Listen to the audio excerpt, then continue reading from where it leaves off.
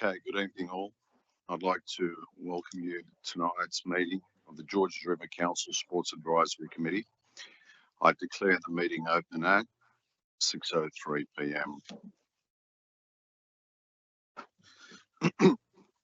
I would like to acknowledge the Bidjigal people of the Eora Nation, who are the traditional custodians of all lands, waters.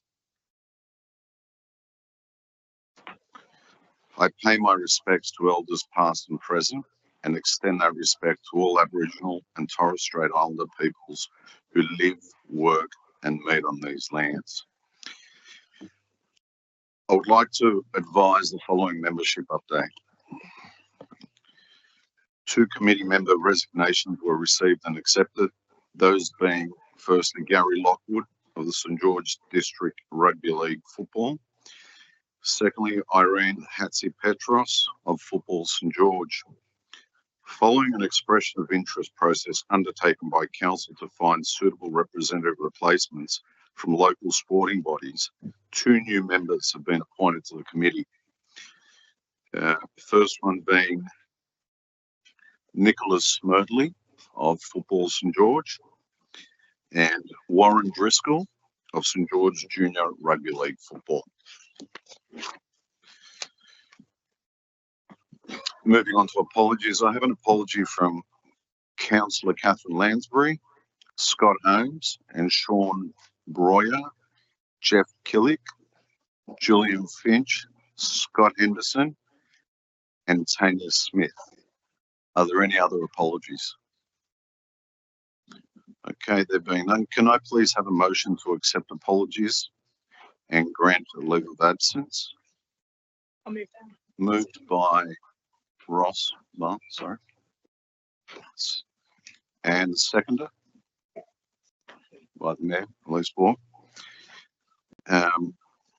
All those in favour say aye. I declare the motion carried.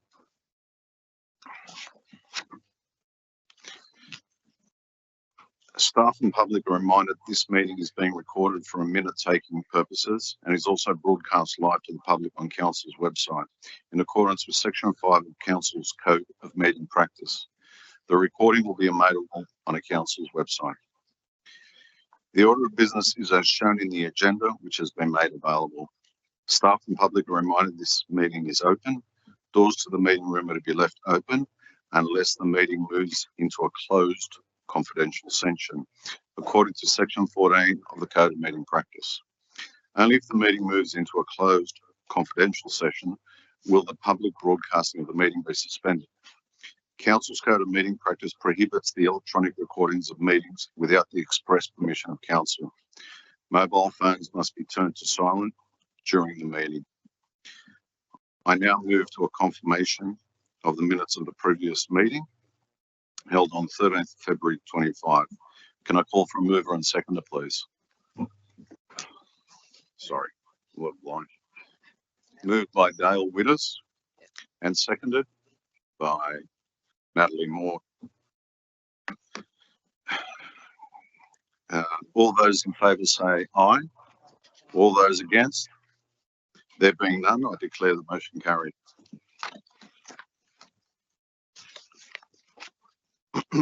We now move on to committee reports. SAC 008-25, Sporting Infrastructure Capital Works Update, which is a report by the Acting Manager of City Technical Advisors.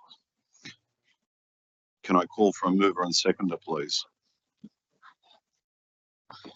Moved by Councillor Natalie Moore and a seconder.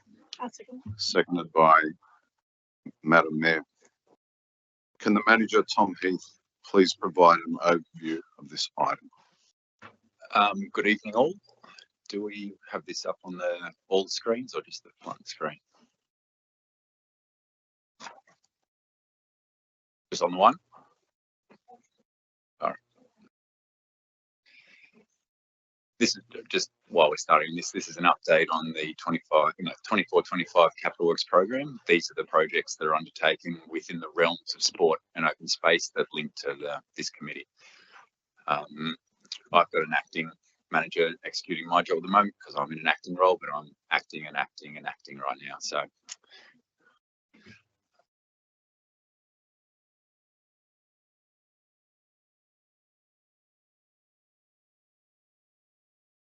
As we've previously articulated, all of these projects can be found on Council's Capital Works website.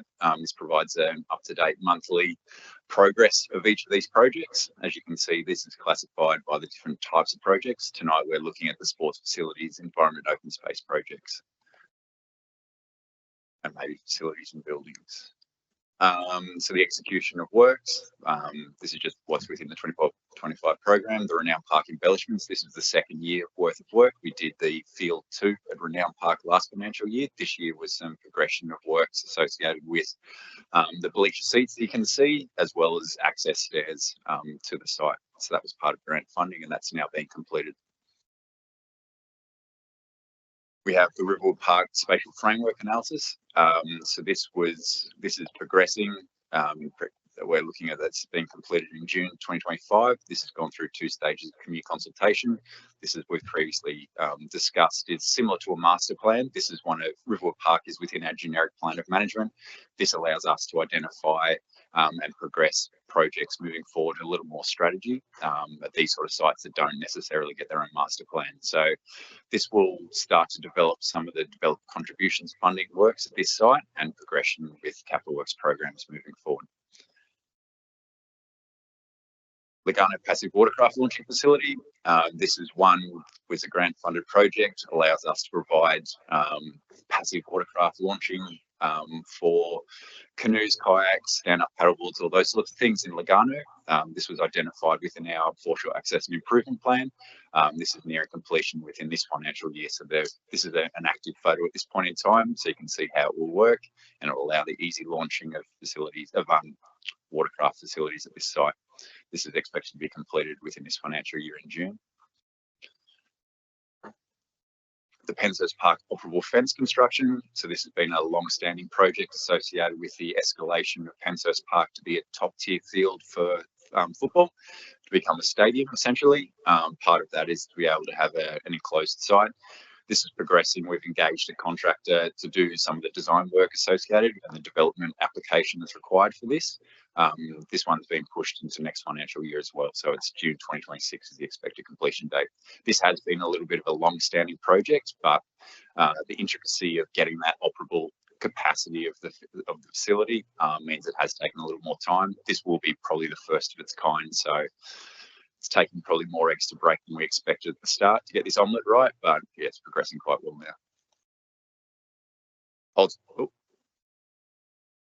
The one that everyone wants to know about. Olds Park Premium Sporting Facility. So the design is progressing towards completion. We had a variation approved by the grant funding body this week. So a couple of DDA compliant intricacies that the architect didn't look at originally was disappointing from the architect, but we're progressing forward. We're expecting the design to be completed in coming weeks/month, and that'll allow us to then go out to procurement through the tender process for its construction. So we'll be coming to have discussions, obviously, with cricket, with the impact to their season. We're coming into the summer months, and then obviously we've been in full discussions with the AFL in terms of what their schedules look like next year and the year after while this is executed. Hopefully by March 2027, we're opening it for the start of the footy season. And obviously temporary changing facilities will be provided for both sports while this is being executed. Olds Park Shared Path. This was a project was identified in last financial year and has progressed, sorry, was in this financial year, is progressing into next as well. So this is the reconstruction of the path surrounding the entire Olds Park precinct. It also includes an increase to the lighting capacity at the site, so it becomes a safer site with all the work that's been executed so far. A consultant has been engaged to do the design work for the lighting before we go out for construction in next financial year. The Olds Park Sporting Amenities Building roof replacement. So this is one of the smaller, I think it's the soccer field, or it might be the one that doesn't have anyone leasing it at the moment. The roof failed. So we're progressing the design before the construction of that next financial year. City Operational Services continues to maintain the site to allow usability, but this will just be the replacement of that roof, which is a normal renewal process. Todd Park Sporting Amenity Design. The design progresses on this one before its future construction. The Green Sporting Amenity. So this is the render of what the facility will look like. It's progressing. It's a design and construction project where the design is within this financial year, will slightly stretch into next before its future construction. We had an original design that didn't take into consideration the topography of the site. So you can see this one on the right-hand side, it's cut into that hill that exists. The idea is there's quite a lot of development on the other side of the roads around that are quite high. So we had to undertake some design work to ensure we weren't visually impacting the residents surrounding this site. This will progress into construction next financial year. Jubilee Stadium, Eastern Amenities Design. So this was just the eastern toilet block on the hillside, was looking at increasing its capacity and compliance. This is progressing really well. It'll sit with the design at this point in time for a future construction of the Capital Works program. And that's it. Thank you, Tom. Does anybody have any questions? Wrong button. This one. The tender process for the building at Olds Park, 90 days. It'll be out for 28 days normally, and then it's normally a 90-day process associated with the going out, the evaluation. Then it obviously for a tender has to go to council. So we're probably looking at September or October. That's what we're progressing towards. Yeah. With regard to Riverwood, there's a couple we have from Overley Rugby Club have submitted a number of pieces of opinion. At what stage will the design of the dressing sheds or the facility block be up for a discussion? It's not identified in the next 4-year capital works program. It's the condition of those assets has been identified to be in fairly good nick, based on them being 3. So we're just looking at the holistic. So a master plan is generally a 15 to 20 year time frame that we look at. So we're progressing a design associated with that. So we're not actually doing any design work at this point in time, noting that the proposed capital works program for next financial year has the Riverwood resurfacing under. I mean, the reason I'm asking that question is that the positioning of the facility block in this diagram does not really complement the current usage of the facility, and we have a really big growth in women's sport, and we need to have an extension of women's facilities as well. So there will be the opportunity for that to be raised later on. Oh, well, so in terms of the position of the building in the, so I guess we've understood some of the consultation and feedback you provided. So this is just an indication of where it may look in the future. Once we would identify its design and subsequent construction in a future capital works program, we would get into the nuts and bolts of it. Okay, thank you. Yep. The Olds Park, the shed path and lighting consideration for ground accessibility. Because currently, you don't have any accessible clean paths to access, say, Olds 2 and things like that. So the entire membership walking down sand, rocks, mud, rutted guts with no lighting as well. Is there any consideration to look at accessibility to grounds?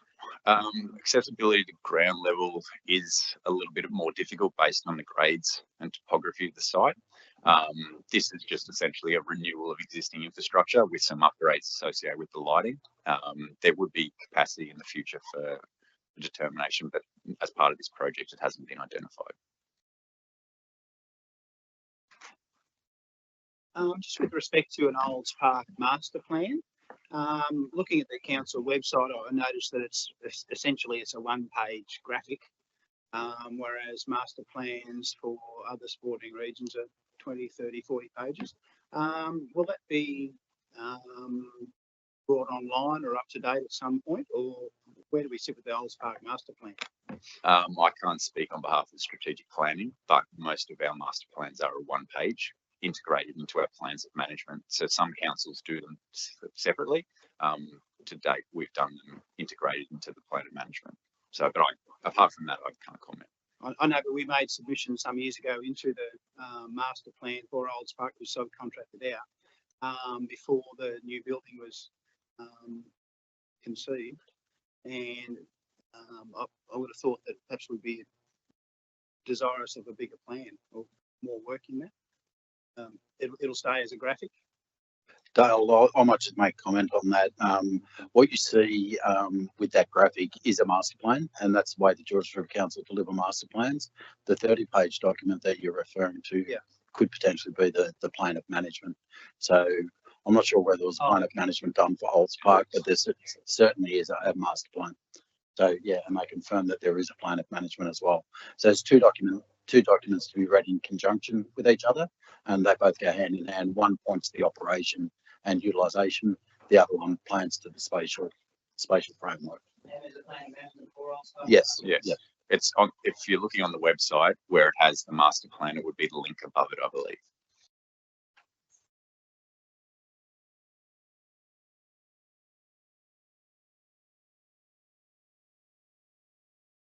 No, it's not on the website at the moment, but we will have it uploaded. Okay, so next day or so. Okay, are there any other questions? Okay, there being none, I'd like to put it to a vote. All those in favour say aye. All those against? There being none, I declare the motion carried. We now move on to SAC 009-25, being the Cars Park Aquatic Facility Update. Can I call for a mover and seconder, please? Moved by Nicholas Smedley, seconder. Seconded by Mark Smith. Can the manager, Tom Smith, once again, please provide an overview of this item? Do we have a presentation on this one? It's just a spoken word. All right, report. So essentially, we've spoken about this previously. There have been two portions of this. There's been the demolition and remediation of the former pool site, and then the progression towards the new site. I'm not sure if you're all aware, but Cars Park flat area is now open. The remediation has been completed. We're progressing the occupation certificate on that. However, that has no bearing on the utilisation of the area. In terms of the progression towards a new pool, council continues to work with the Office of Sport to progress that as a project.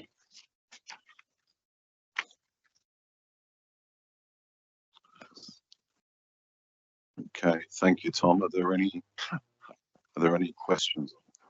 I was just going to add to that. So the third piece of work that's occurring at the site at the moment is progression of the master plan, the plan of management for the entire precinct. So that includes Cars Park and Todd Park. In relation to the project agreement that has been signed with the Office of Sport, that progresses. We've established two committees. So there's project control group, of which myself and one of our executive managers, Ken Strode, are part of, and there are two representatives from the state. The general manager, David Tuxford, is part of the steering committee, sort of driving that the direction of the project as well. One of two members of that committee. We've met twice so far, and we're working through the detailed investigations associated with then being able to move into a design phase. So those meetings will continue for the next, well, it was a 90-day period, so they'll continue for the next sort of 2 months until we get to that point where there's agreement reached in relation to scope and also in terms of project methodology. Sorry, if we got contact from New South Wales government, some sort of active confirmation that they're going to be actually progressing with this? Yes, yeah, Mark. So, yep. So the Office of Sport are taking carriage of the project. They've actually they've engaged with the Department of Infrastructure to deliver the project. So the Department of Infrastructure is the old Department of Works. They've got a team of engineers that are currently working on the investigative investigation as well. So it is progressing. There is commitment. We've got a project agreement in place, and we're moving forward with the project. The project agreement is essentially the contract. Correct. It's the contract between council and the state government to deliver the project. So that's a legally binding project agreement. Sorry. So, as opposed to what sort of monies are going to be put forward to such a project? Yeah, right at this point in time, council have resolved to commit $10 million to the project. And that's over a sort of a phased approach depending on the milestones reached. The state government have pledged $43 million to the project. You would have heard also there was also a federal election promise by the Labor government for $10 million. We're just working through whether that is actually to deliver the $53 million project or whether that's over and above. So right at this point in time, it's a $53 million budget with council's contribution and the state's contribution. Okay, so we're looking at a project, you know, around about $50 million mark. So that's going to be basically what we've got to build for that. I'm not sure it's going to be enough. I'm not sure what we're going to get for that sort of money, you know. And that's what we're trying to determine through this investigation phase. So the first 90 days was always going to be in the investigation. We'll be bringing back to council what the scope looks like for this project. Have you got ideas as to what you're going to be putting on the site? To Right at that stage?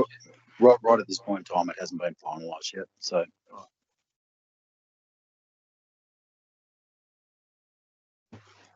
Are there any other questions? Okay, there being none, I'd like to put this to a vote. All those in favour say aye. All those against? There being none, I declare the motion carried. We now move on to SAC 010-25, being Lux lighting at sporting facilities. Can I call for a mover, please? Moved by Nicholas Smerdley. Can I call for a seconder? Seconded by Councillor Moore. Can the manager, Hayley Barnes, please provide an overview of this item? Yeah, no worries. So as I reported at the last Sports Advisory Committee, we are working towards getting some good Lux lighting readings for all our natural sports turf fields across the LGA. My team now has that report provided by the consultant. So the next steps for us is to overlay the Lux lighting levels that we've received for all the sites with the fields to make sure that the fields, first of all, meet the compliance standards for training and playing based on their current use. What we'll then do is determine based on the current lighting levels and the assets at the site, if there is the opportunity to expand any use. So, for example, if there are pockets of the park that's underused, or if there's higher lighting than expected, if we could do some night games at particular sites, so we'll work through that as a second option. And then the last part of the project will be working with the sporting associations and council to understand which sites may be appropriate for upgrades. All right, so what will happen from this initial assessment, we'll look at where the fields don't meet current service levels, and we'll look to put in some immediate repairs to those sites so that we can get them up and running. So council officers are looking at putting a submission in for the 25-26 budget to try and get those improvements done where we do see the lower standard being offered. Just a question, Hayley, is that to bring it to the Lux level standard for trading only at this point in time? I guess, yeah. So you said you've received a report on the standard of lighting in the fields. Were all the sporting codes, did you have to talk to the sporting clubs about that, who would have experience with the lighting, or that'll be for the next phase? So what we'll do is what we've got now. So we've got each 10 metres, the consultant's gone out and given us that Lux lighting level. So then based on that, we're doing the field overlay, and then based on the current use. So if it's for training, for example, we know that the standard for training for soccer is 50 Lux. Doesn't meet that? Yes, good, tick. Then doesn't meet a playing standard? Yeah, tick. No, it doesn't. What can we do to get it up to standard?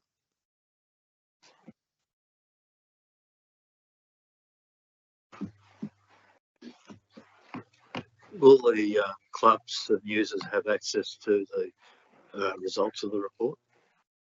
Yep, we'll report it back through the committee. Hey, will that be looking at just the existing assets and poles that are there and where they're directed and improving those current lighting assets, or would it be looking at, like, for example, what happened at Charles Pirie, where there were certain parts of the field that were not lit up, and so council installed new lights to enable greater utilisation of the field. So what is it doing both of those, looking at the current assets and then what new assets could be added? So stage 1, we'll be looking at the current assets. When we get to stage 3, it's all listed in the report here, we'll look at what like wholesale upgrades may be required and recommended from council and the sporting clubs. So that would be more looking at your Charles Pirie to extend the lighting out across the whole field. If there are opportunities for those upgrades in the future, we can definitely look at those in the program. Are there any further questions? Okay, there being none, I'd like to put this to a vote. All those in favour say aye. All those against? There being none, I declare the motion carried. Moving on to SAC 011-25, Sport Community Facilities and Events Update. Can I call for a mover and seconder? Moved by, sorry, Dale Witters. Sorry, Dale, I didn't have my glasses on. Seconded by Councillor Moore. Can the manager, Margaret Lee, please provide an overview of this item?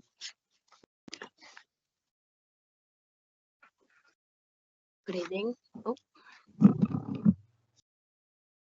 Okay, good evening, everyone. So I'm joined by Tom, Acting Manager, City Operational Services, as well as Luke Galley, who's our newly appointed Coordinator of Sport and Recreation for tonight's report. It's the first one that we've done to the committee, reflecting trial realignment in council across 2 directorates. So we recently commenced the merging of what was former premium facilities and programming and operations to create a new sport and recreation team across council. What that sees is a centralisation of the sporting functions of councils and contacts and contracts as well in my team. I'm the manager of sport, community facilities and events. You see previously we had sport living in 2 different parts of the organisation, and this 6 months trial is to see how that works from the customer's perspective as well as internally to be able to work through the operational synergies, provide ease of access for our sporting organisations and hirers across the diverse range of sporting facilities that council manages or owns, and hopefully improve the customer experience as well. You may recall this very busy slide from a few sports advisory committees ago.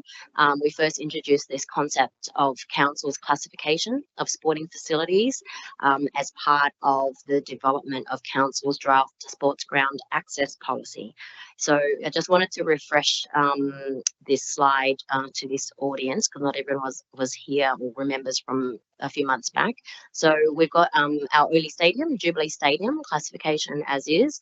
We've got a series of facilities under contract, a lot of our swimming facilities, our golf, tennis facilities, our Norma O'Neill Cricket Centre.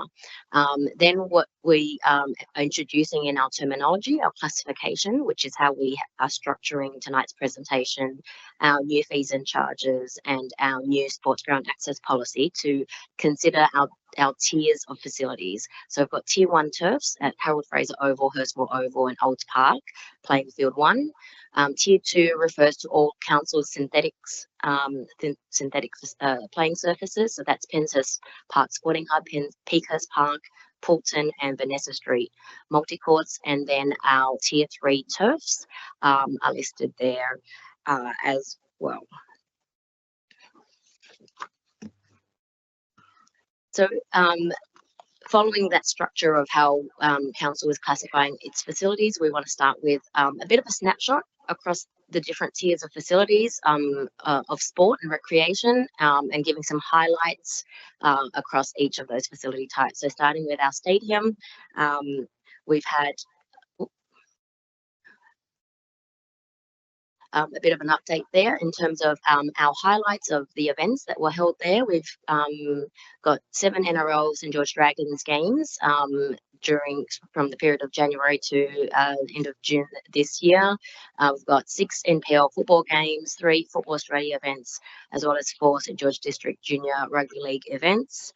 In terms of the operations of the facility, we've currently launched an expressions of interest for sponsorship naming rights that is currently out seeking interest from any prospective organisations that wish to enter into the naming rights for Jubilee Stadium, and that'll be a 2-part process with an expression of interest, and then following the conclusion of that on the 7th of July there'll be a selective tender process.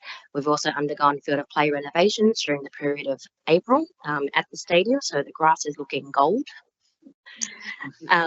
We've also going through the finalisation of the 3 service contracts for the tenders at the stadium with our customer service, cleaning and security, and we've been progressing with capital projects there as well. So we've had the Eastern and Southern Hill fence line replacement, compliance works at one of our food outlets there, and as Tom mentioned earlier, the design works for the new Eastern amenities block as well.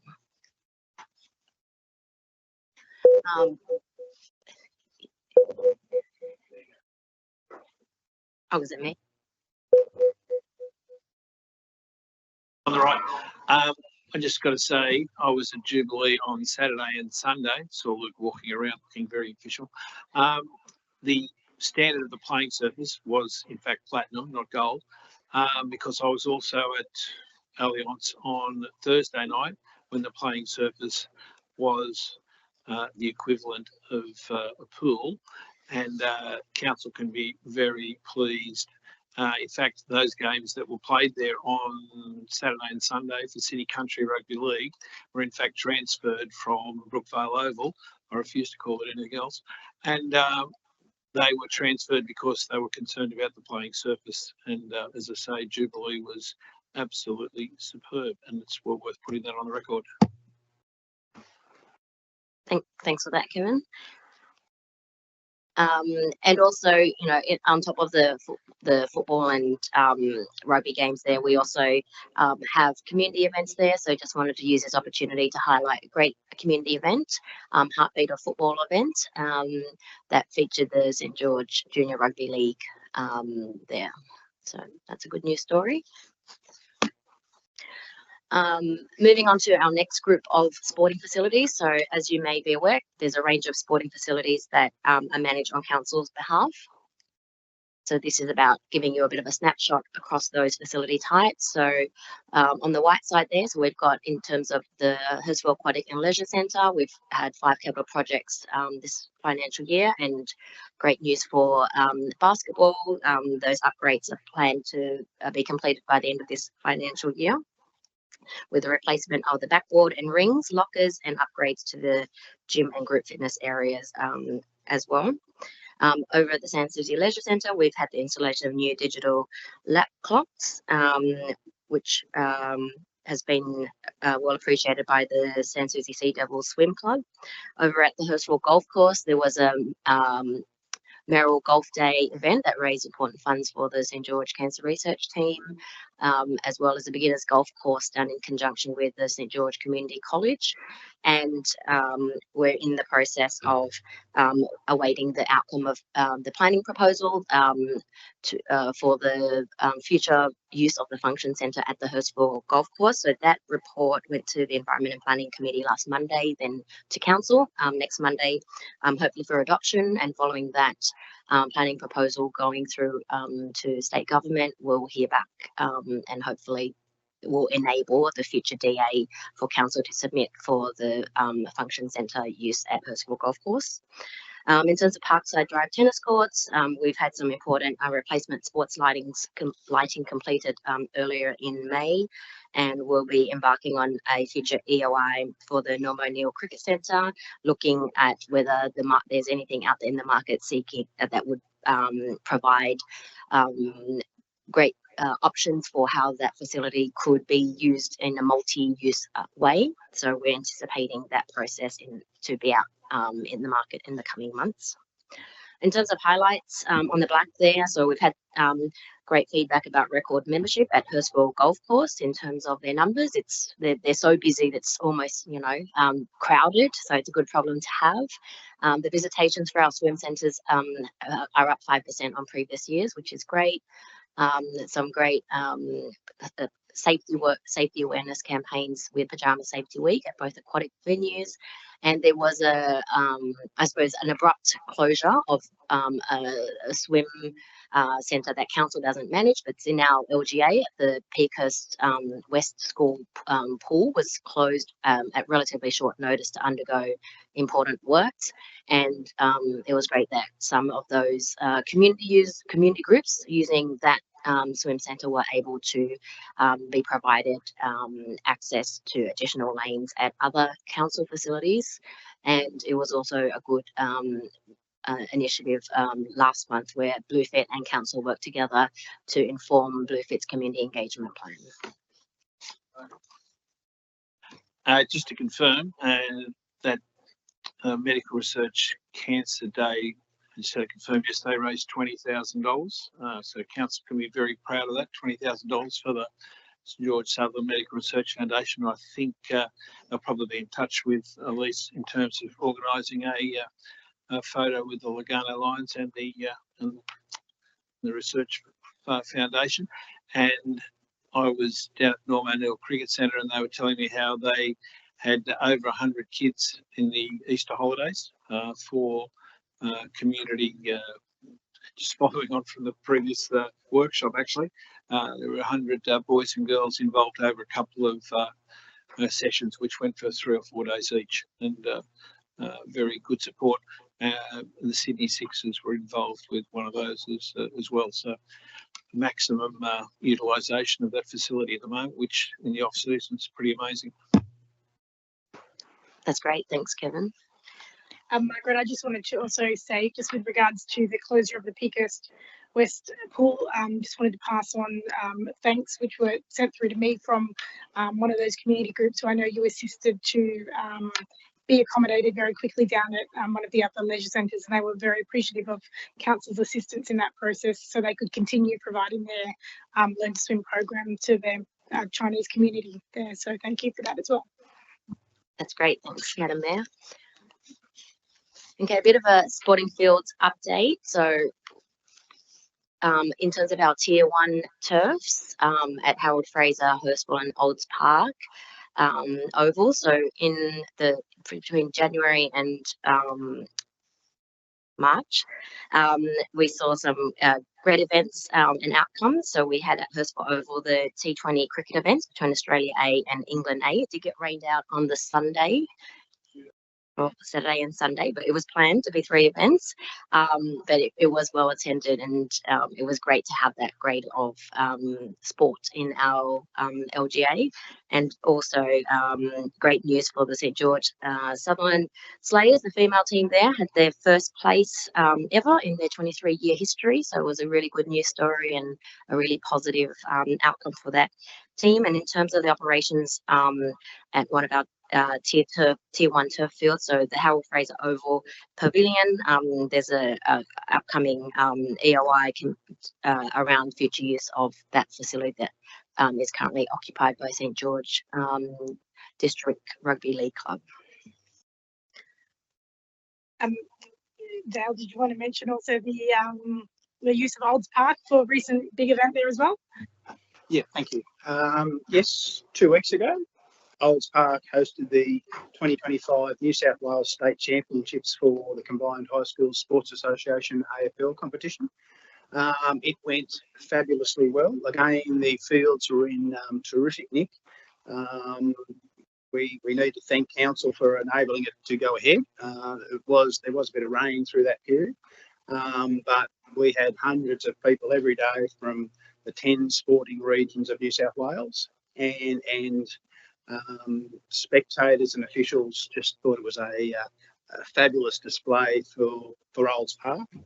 People were really impressed. Having 2 grounds there was made that sort of competition very successful.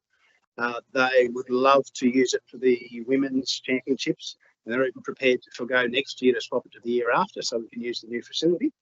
But they loved it. So thank you to the Mayor, and thank you to the Council for the work that was done to make that happen. And I did have a bit of a crack at trying to get this on the Council website events thing, but it wasn't quite as easy as perhaps it could be. So perhaps I'll get some lessons so we can advertise better. Thanks for the feedback, and I'll see what we can do about the difficulty you had in registering that community event.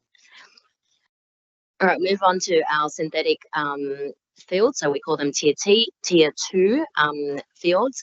So I suppose the key thing to note from this committee is that we are enacting a resolution of council from late last year to bring in-house the management of all synthetic fields by council for a 2-year trial period. So the current synthetic fields that council owns, Peakhurst, Poulton, Vanessa Street, Multi-Courts at Beverly Hills, and Pence's Park Sporting Hub, that is already a facility managed in-house. And what that means is customers book through council staff to be able to access that facility. As of the 1st of June, Peakhurst and Poulton Park will undergo management by council, and we thank Football St George for their collaboration over the past 6 months, culminating in weekly meetings to ensure that there is a minimum disruption to sporting organisations and to transfer those bookings and maintain those facilities to the standard expected by the existing hirers.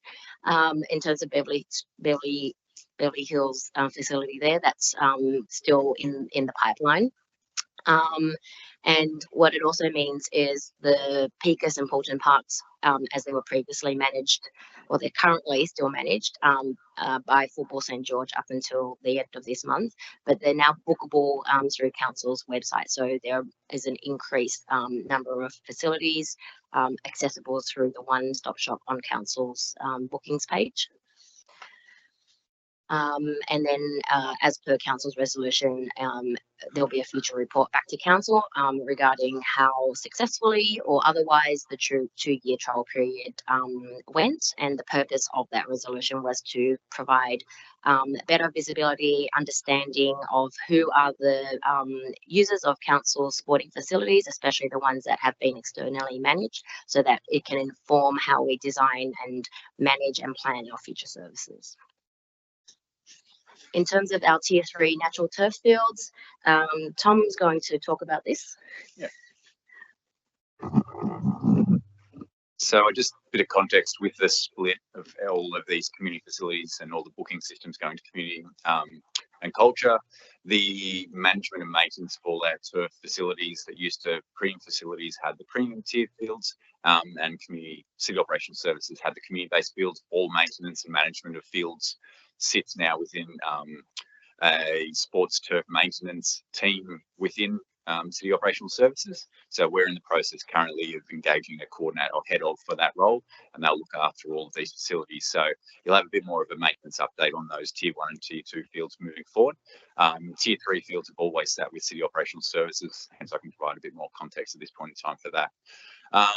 We brought to the last Sports Advisory Committee the wet weather policy and field closure processes. So we've kicked that off this winter season with controversial success, we believe.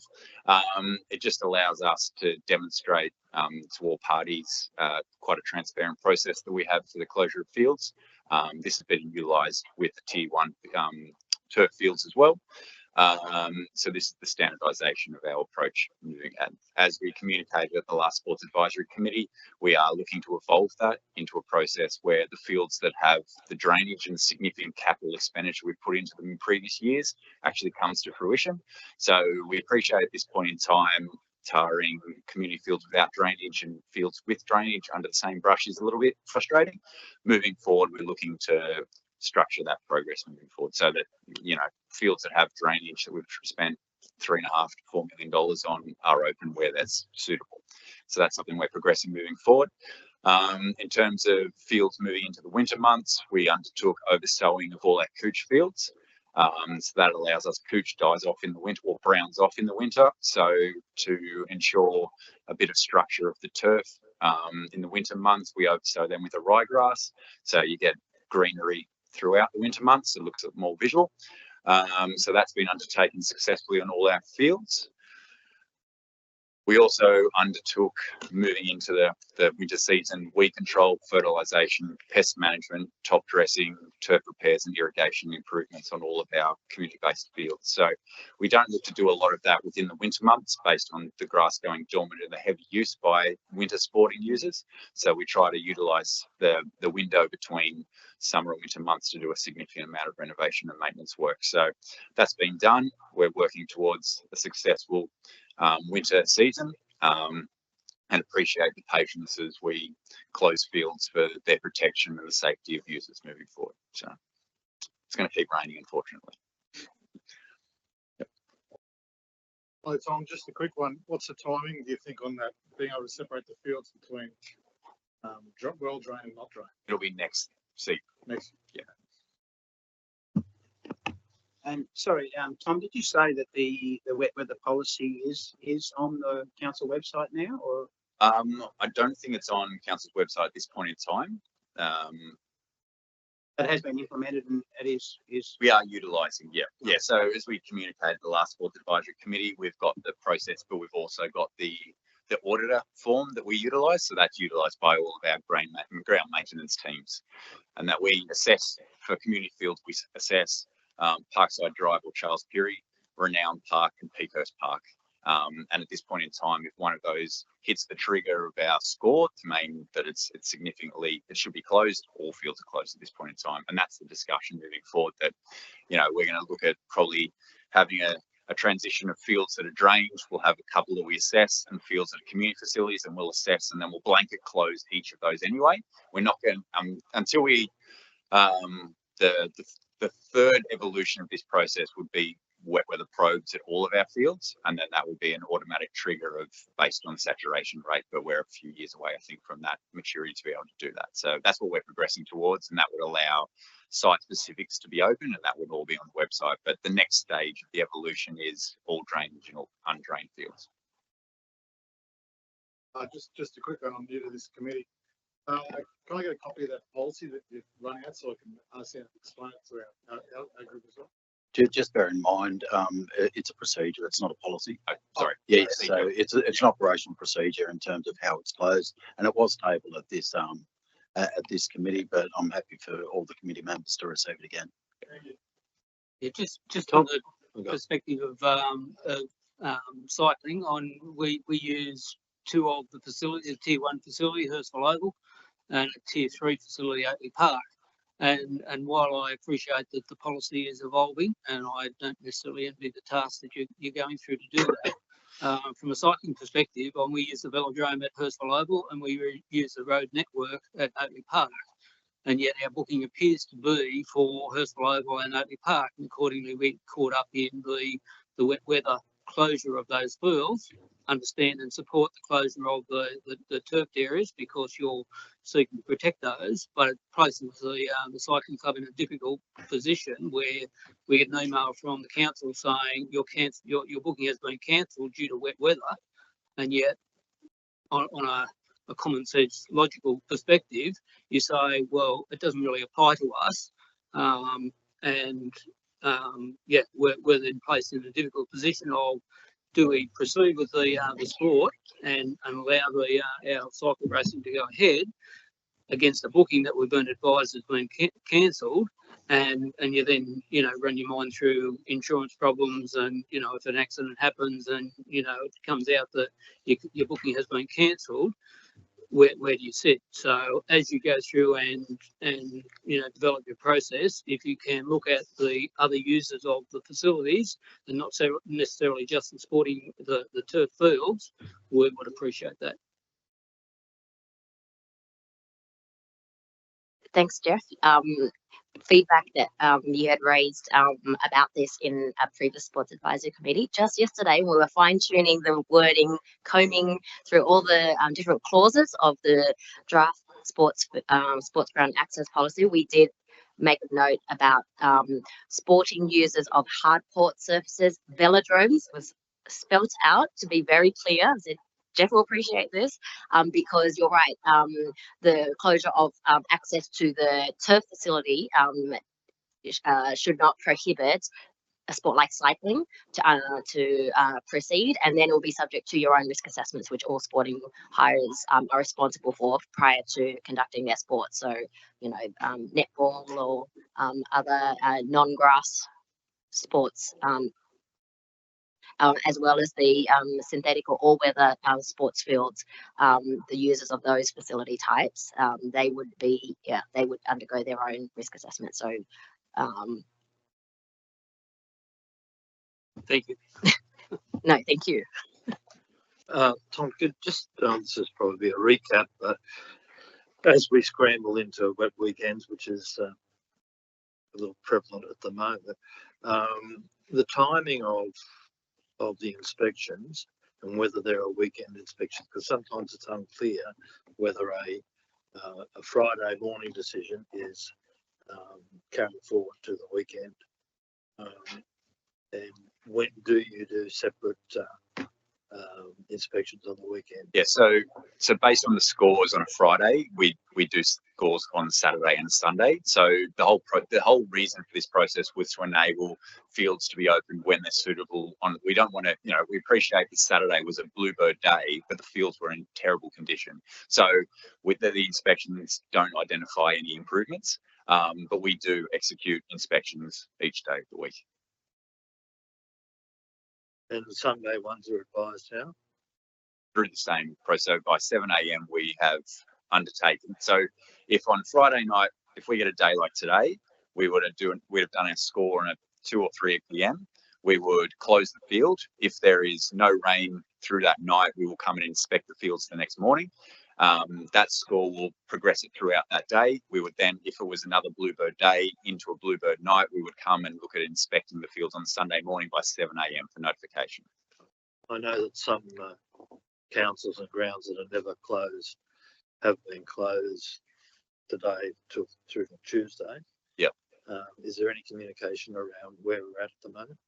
We are closed at this point in time. We'll inspect again tomorrow if needed. Okay. Yep.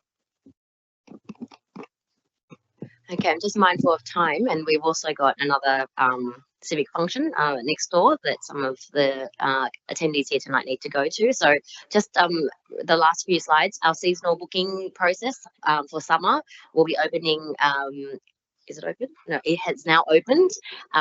So the timeframes on there, as well as the scope of those facilities that people can submit EOIs for. So pointing to the previously externally managed Poulton and Pecos Park, as well as the Penshurst Sporting Hub. They weren't previously part of the EOI process. They are now, so they're open for everyone to bid for what times and days they wish to request for summer, and then we endeavour to have the allocations confirmed by the 7th of July so that people can forward plan for summer.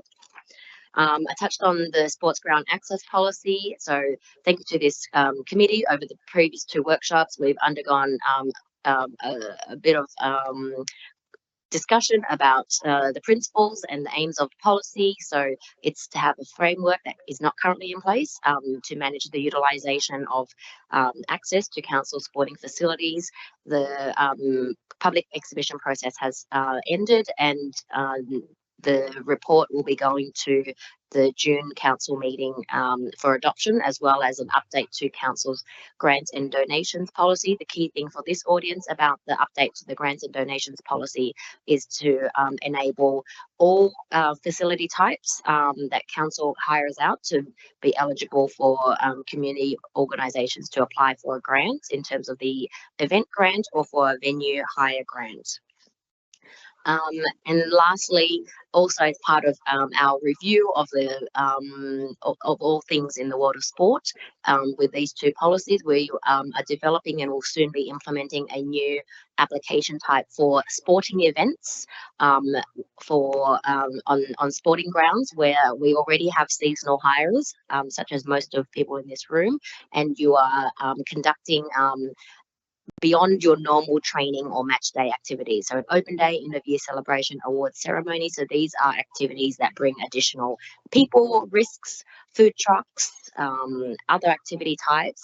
And this process is to enable council to properly assess and provide guidance or permit to ensure that your sporting event on your grounds is safe, and give you any advice that you may require in preparation for that event.